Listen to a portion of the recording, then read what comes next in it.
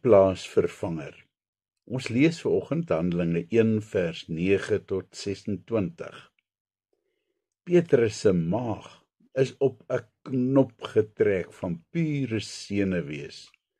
Doen ons ooit vandag die regte ding, wonder hy. Maar dan skud hy weer die gedagte af. Ja, dit kom beslis van God af. Vandag moet ons 'n nuwe apostel kies. Die leierskap lê nou vierkantig op Petrus se skouers. Na al die teleurstellings en trane en sy besef dat hy nie waardig is nie, is dit tog uiteindelik hy wat die leiding moet neem. Hoe gaan hy as eenvoudige visserman wat dinge sê voordat hy gedink het, hierdie kudde van Jesus oppas en lei? Terwyl gelowiges van reg oor Jerusalem en die omgewing beginne saamkom, gaan Petrus se gedagtes weer terug na die afgelope 2 maande se gebeure. Hoe wonderlik was dit nie elke keer as Jesus aan hulle verskyn het nie. Hoe het sy hart nie gebrand met vreugde by elke geleentheid nie. En toe kom daardie dag, 40 dae na die verskriklike Vrydag, waarvan hy liewerste wil vergeet. Die dag toe die Here in die hemel opgevaar het. Terwyl hulle almal daar op die Olyfberg bymekaar was, het Jesus vir hulle gesê dat alle mag aan hom gegee is. En toe gee hy die opdrag om na al die nasies toe te gaan en disippels te maak van al die mense. Petrus kan nog nie mooi hierdie opdrag klein kry nie. Beteken dit dan dat heidene ook ingesluit is in die opdrag? Dit kan vir hulle nogal groot probleme beteken, want wat van al die reinheidswette? Boonop is nie een van daai heidene besny nie. Sou dit dan beteken dat hulle almal eers besny moet word? Petrus skud die gedagte van hom af. Dis iets waaroor hy hom eers later sal bekommer. Nou is daar eers 'n ander dringende saak wat afgehandel moet word. Shalom, groet Petrus die hoeveelste gelowige wat aankom. Ja, so het Jesus hulle ook vir oulaas gegroet daar op die berg. En hy het daai dag, kort voor sy vertrek, vir hulle beloof dat hy saam met hulle sal wees, tot aan die volëinding van die wêreld. En hy het ook vir hulle beloof dat die Heilige Gees oor hulle sal kom, en dat hy vir hulle krag sal gee om sy getuies te wees in Jerusalem, Judea, Samaria, tot aan die uithoeke van die wêreld. Shalom, shalom, hartlik welkom.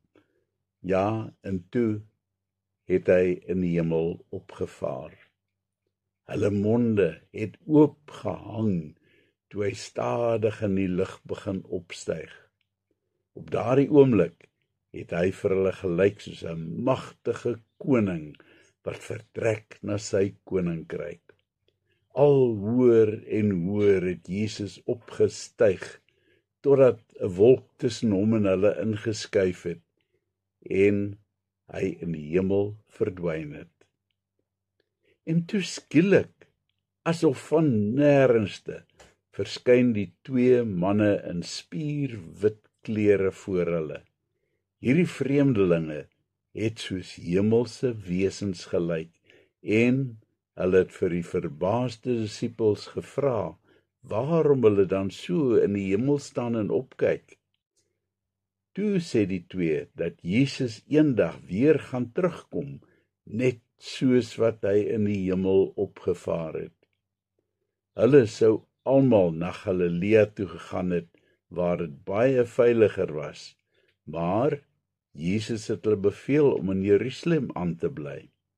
Dus het hulle daardie middag afgestap na Jerusalem en daar bymekaar gekom en saam gebid en gesels oor al die dinge wat met hulle gebeur het.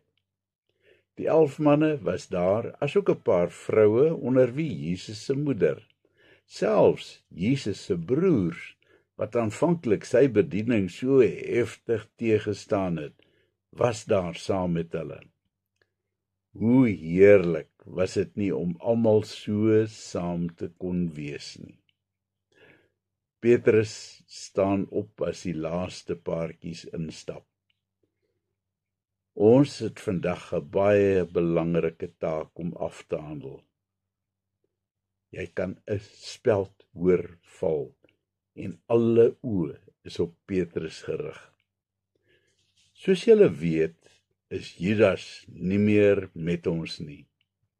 Die hartseer is dat hy een van ons was. Hy was gekies om 'n aandeel in ons werk te hê, maar hy het ons meester verraai. Hy het tragies gesterf deur sy eie toedoen. In detail vertel Petrus van presies hoe gruisam Judas se dood was en dat dit immers jare gelede al so voorspel was deur die profete by monde van niemand anders nie as Dawid homself in sy psalms. Almal gee hulle misnoë te kenne met 'n gekopskud en 'n getongklap. Maar nou moet daar iemand anders in sy plek aangestel word as apostel. Iemand wat 'n getuie was van sy opstanding en wat die hele tyd saam met ons Here Jesus was tydens sy optrede. 2 manne word uitgesonder as goeie kandidate vir die amp. Dan lei Petrus die vergadering om saam te bid oor die saak, want hy het mos van Jesus geleer hoe belangrik gebed is, veral vir so 'n belangrike besluit. Matthias word deur die lot te werp aangewys as die apostel in Judas se plek. Simbolies is dit belangrik dat die getal 12 gehandhaaf word, nie alleen om al 12 stamme van Israel te verteenwoordig nie, dit dui nou op die volledige getal van al die nasies. Niemand is uitgesluit uit God se genade nie. Petrus se leierskap het met hierdie vergadering sterk na vore getree.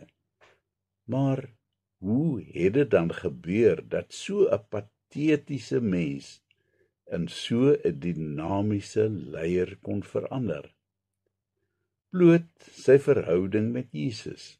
Later sou die Heilige Gees sy leierskap nog verder versterk, maar Petrus se innige, eerlike verhouding met Jesus het hom alreeds totaal verander. Hoe lyk my verhouding met Jesus? Is dit maar net 'n besef dat Jesus my verlosser is? Of is dit 'n lewende wandel elke dag met hom? Kom ons bid. Here, ek wil asseblief 'n ware lewende verhouding met U hê. Ek smag daarna om elke oomblik van die dag aan U voete te wees. Amen.